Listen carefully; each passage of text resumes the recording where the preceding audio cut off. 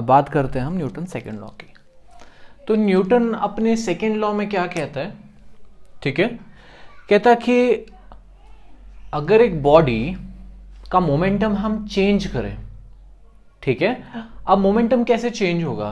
देखिए सपोज मेरे पास एक बॉडी है, ठीक है, मान लीजिए इसका मास होगा, मान लीजिए 1 kg, या एक काम करते हैं 10 kg रख लेते हैं, ठीक है, एक बॉडी है, इसका मास 10 kg है, और ये जो बॉडी है मान लीजिए 10 मीटर पर सेकंड से जा रही है,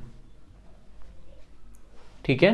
तो आप इस बॉडी का मोमेंटम चेंज कर रहे हैं। तो पहले मैं क्लियर कर दूं कि हमने सुना या हमने अभी थोड़ी देर पहले पढ़ा कि न्यूटन ने कहा था कि जो मोमेंटम है वो बराबर है product of mass into velocity, है ना।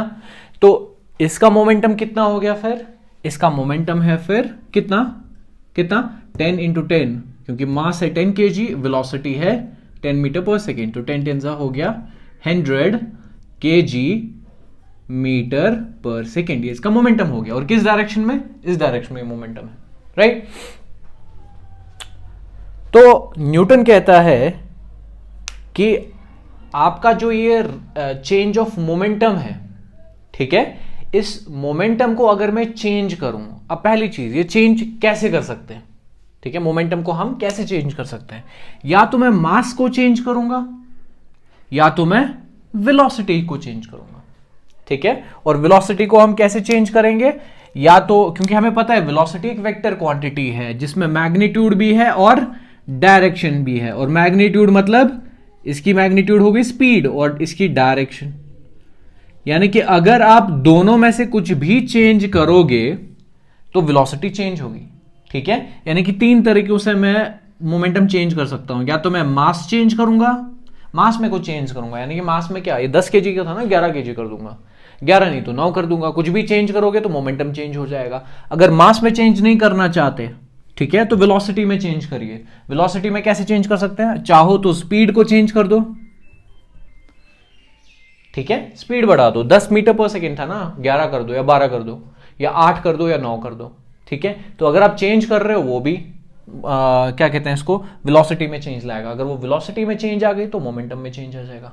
या सपोज हमने अभी क्या कहा, ये इस डायरेक्शन में जा रहा है, अगर इस डायरेक्शन में ना जाके इस डायरेक्शन में, चाहे मैं इसकी फिर मास और स्पीड दोनों में कुछ भी चेंज ना करूं, सिर्फ डायरेक्शन चेंज करूंगा, तब भी मैं कहूंगा कि मोमेंटम चेंज हो गया, ठीक है,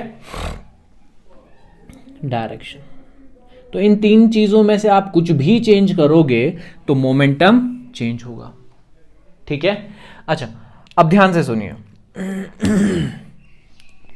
मान लीजिए मैंने सिर्फ वेलोसिटी चेंज कर दी, यानी कि स्पीड चेंज किया, यानी कि यही मास 10 kg का है, ठीक है, और मैंने क्या किया, अब इसका जो क्या कहते हैं इसको, स्पीड जो है, इसकी वेलोसिटी जो है, सपोज मैंने वो कर दी 15 मीटर पर सेकेंड, राइट। तो अब जो नया मोमेंटम है, सपोज उसको मैं P डैश से डिनोट करूंगा, तो मास इंटू वेलोसिटी, तो कितना हो गया 150 kg मीटर पर सेकेंड। तो ये इनिशियल मोमेंटम था, ये फाइनल मोमेंटम हो गया, ठीक है।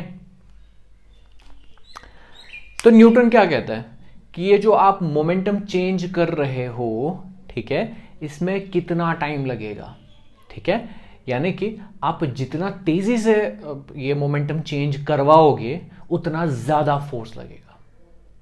बात समझ आ रही है, ठीक है, जितना ज्यादा तेजी से मोमेंटम चेंज करवाओगे उतना ज्यादा फोर्स लगेगा। क्लियर। तो ये है आपका न्यूटन्स सेकेंड लॉ, ठीक है। यानी फिर से एक बार सुनिए कि आप जो ये मोमेंटम चेंज कर रहे हो, ठीक है, उसको जितना तेजी से चेंज करोगे उतना ज्यादा फोर्स लगेगा। अगर यही मोमेंटम आप चेंज करने में ज्यादा टाइम लगा रहे हो तो कम फोर्स लगेगा। बात समझ आ रही है। लेट्स सी, सपोज ये जो चेंज आई 100 kg मीटर पर सेकेंड से 150 kg मीटर पर सेकेंड, अगर इसको चेंज करने में हमें टाइम लगा सपोज 2 सेकेंड्स, ठीक है, ठीक है, एक बार ये समझो कि हमने क्या किया, हमने यहां से यहां जो ये चेंज किया, ठीक है, इसको लगा 2 सेकेंड, और दूसरी बार फिर से एक्सपेरिमेंट किया, यही मोमेंटम हमने चेंज किया, लेकिन इसको चेंज करने में कितना टाइम लगाया, मान लो इसको चेंज करने में 10 सेकेंड लगाए। ठीक है, तो न्यूटन ने क्या कहा था कि जितना तेजी से चेंज करोगे उतना ज्यादा फोर्स लगाना पड़ेगा, जितना स्लोली चेंज करोगे उतना कम फोर्स। देखिए, मोमेंटम चेंज इक्वल हो रहा है, लेकिन कितना जल्दी चेंज हो रहा है वो इंपॉर्टेंट है। अब ध्यान से देखिए, तो अगर मैं सपोज यहां पे ये चेंज करने में अगर सिर्फ 2 सेकेंड लगाता हूं तो फोर्स कितना आएगा, चेंज इन मोमेंटम, ठीक है, यानी कि 150 माइनस 100 कितना हो गया 50, राइट, डिवाइडेड बाय टाइम कितना लगा ये चेंज होने में 2 सेकेंड, तो 50 डिवाइडेड बाय 2 कितना हो गया 25 न्यूटन। यानी कि पहली बार जो मैंने ये चेंज किया मोमेंटम 2 सेकेंड में, तो ये चेंज करने में मुझे कितना फोर्स लगाना पड़ेगा 25 न्यूटन। ठीक है, अगर मैं क्या करूं, अगर सपोज मैं ये दूसरी बार देखूं कितना फोर्स लगाना पड़ेगा मुझे, तो 150 माइनस 100 कितना हो गया 50, और कितना टाइम लग रहा है ये चेंज करने में 10 सेकेंड्स। तो आप देखोगे कि कितना लग रहा है, सिर्फ 5 न्यूटन। सेम मोमेंटम चेंज किया, लेकिन इस बार टाइम ज्यादा लगा, इस बार टाइम ज्यादा लगा। तो अगर टाइम ज्यादा है तो फोर्स कम लगाना पड़ा। ये है न्यूटन का सेकेंड लॉ।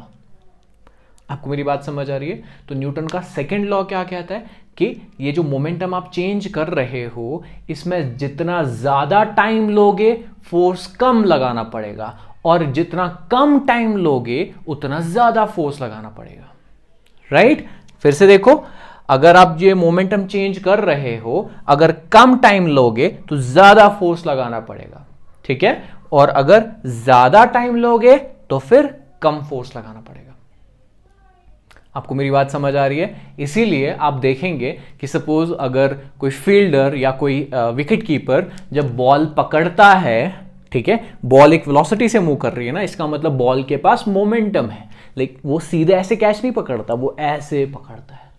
राइट? वो ऐसा क्यों कर रहा है? क्योंकि वो जो स्पीड, क्योंकि आपको पता है जैसे आप बॉल को पकड़ोगे उसकी स्पीड क्या हो जाएगी, कम। ठीक है, तो आप ये जो स्पीड कम कर रहे हो, आप उसको कम करने में टाइम लगा रहे हो। ऑब्वियसली आपके हाथों में बॉल आके रुक ही जाएगी ना, तो स्पीड तो जीरो हो गई।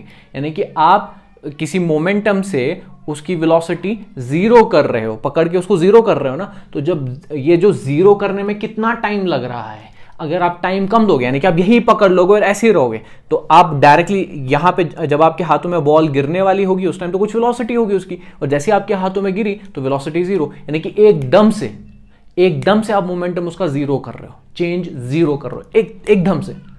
ठीक है, पहले कुछ मोमेंटम था और जैसे आपने कैच पकड़ लिया और वहीं पे रोक दी बॉल को, तो क्या हो गया, मोमेंटम झट से जीरो हो गया। तो आपको ज्यादा फोर्स हाथों पे लगेगा, इंपैक्ट ज्यादा होगा, इसका मतलब आपके हाथों में दर्द ज्यादा होगा क्योंकि ज्यादा फोर्स लग रहा है।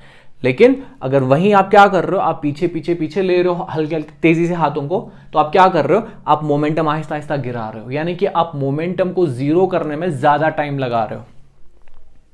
राइट? तो अगर आप ज्यादा टाइम लगा रहे हो मोमेंटम को जीरो करने में, तो क्या होगा, फोर्स कम लगेगा।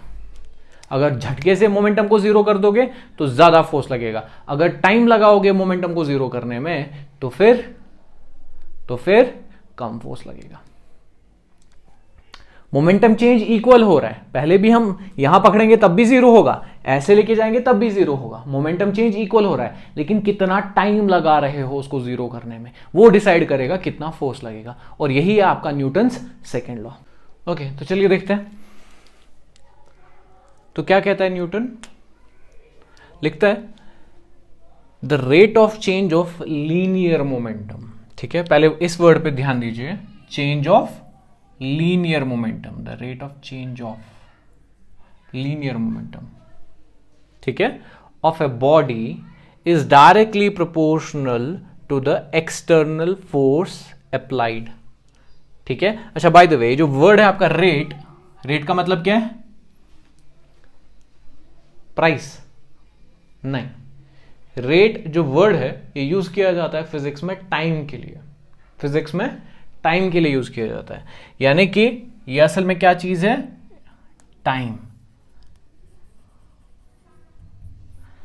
ठीक है, the rate of change of linear momentum, यानी कि जो आपका ये लीनियर मोमेंटम है इसको चेंज होने में कितना टाइम लग रहा है, ठीक है, of a body is directly proportional to the external force applied, ठीक है, यानी कि जितना तेजी से आप ये फोर्स लगाएंगे या जितना ज्यादा आप ये फोर्स लगाएंगे किसी बॉडी पे तो उसका जो मोमेंटम है वो ज्यादा तेजी से चेंज होगा, ठीक है, and this change takes place always in the direction of applied force, यानी कि जिस डायरेक्शन में आप ये फोर्स लगा रहे हैं उस बॉडी पे उसी डायरेक्शन में ये मोमेंटम चेंज होगा, ठीक है।